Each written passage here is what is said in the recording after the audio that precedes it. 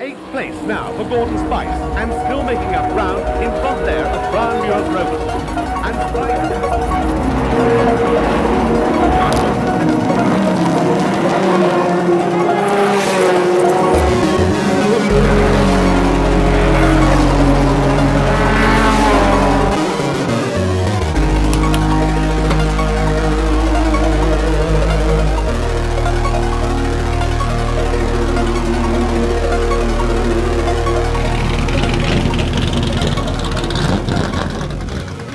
late 79 for 80, we produced a Rover SD1, and it was very raw at that stage, but we could see the potential.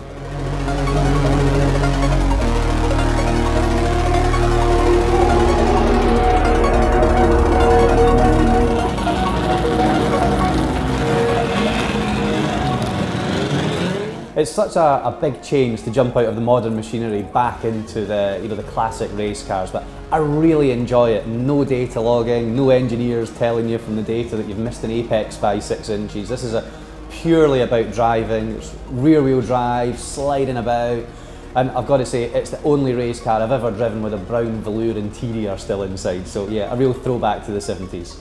Having 2 back-to-back wins in the iconic TT race at Revival, it would be fantastic to win with Chris in the Gerry Marshall race here at the members meeting.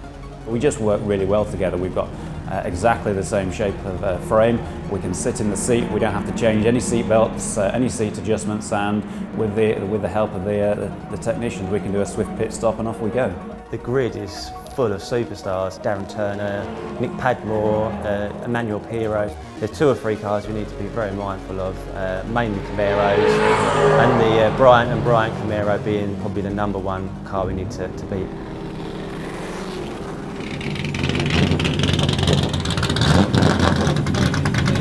Tricentral RAC British Saloon Championship, 1981, the year of quality and quantity.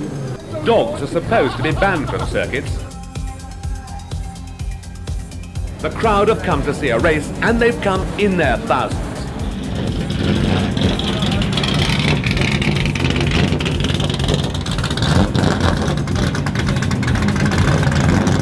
All engines started, and seconds tick away before the red light comes on, and then the green. No one creeping at the moment, but excitement mounting in this very packed field.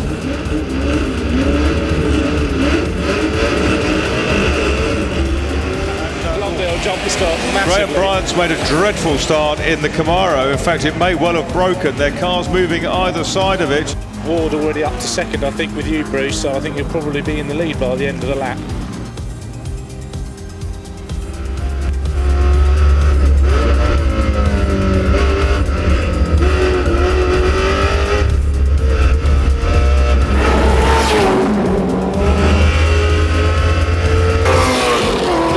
Sense that Chris Ward is going to be ahead when they come out of the corner. Well, he's bounced across the curbs, and I think he's just about got it done. See what happens when they get up to Lavin. Hall is on the inside, so he may be able to hold position. But the move has been pulled off the whole way around the outside there by Chris Ward. Look how Chris Ward is attacking Mark Blundell. Bludgeons through in the Rover. Mark Blundell tries to counter up into the chicane, but it's not going to happen. But what Ward does know, he's got to really be on his best act as they go past the Dolomite Sprint, because he's got the Camaro, Stuart Graham, right behind him. So just worth pointing out that Chris Ward started from the outside of row 3 in 8th position. He's now leading this race. He's really trying to unsettle Chris Ward, and maybe the acceleration down the straight. He's on the outside line as they come up to Woodcote, but he's got his car fully in front. Job done. Can they get past the Eppolite coloured car? Yes, they can indeed. So, new race leader, Stuart Graham. Ward has done just enough to keep his nose in. That could have cost him a few seconds, but the speed with which Stuart Graham caught the race-leading Rover was remarkable. Now you can see Chris Ward in the background, not so far behind Stuart Graham. So he's doing everything he can to give Gordon Shedden a chance against Nigel Garrett when those 2 cars come in for their stops. They're well clear of everybody else. Ward is in. Ward is in just before the half-hour mark. Being careful. And in comes now one of the Rovers. Well, Chris Ward is down to, you have to say, a fraction over just 1 second behind the race leader, Stuart Graham.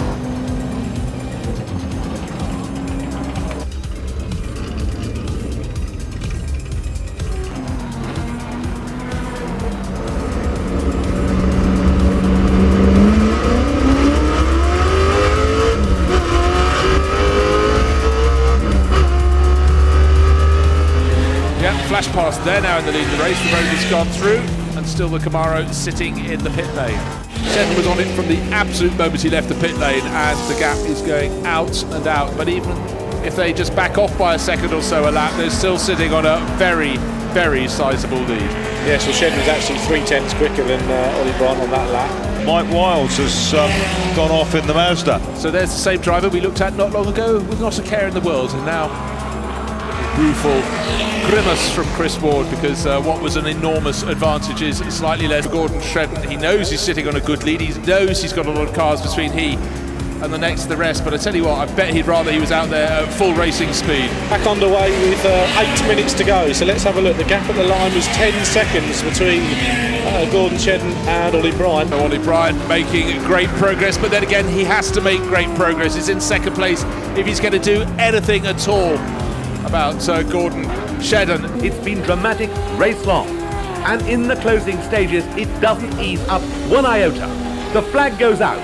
With that checkered flag flying, the Ward Shedden Rover takes victory. The number 6 Rover, they drove a great race.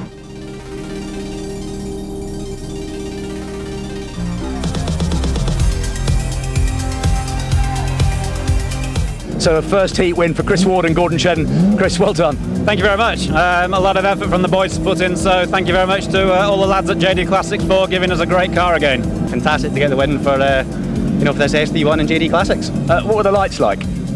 Average. Well, let's leave that there, shall we? Well done, Chris and Gordon. Get yourselves a garland. But for all that, Gordon looks very happy, as well he might.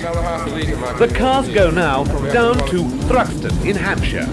It's Easter Monday and the P&O Ferries Formula 2 International. The second race then of the weekend.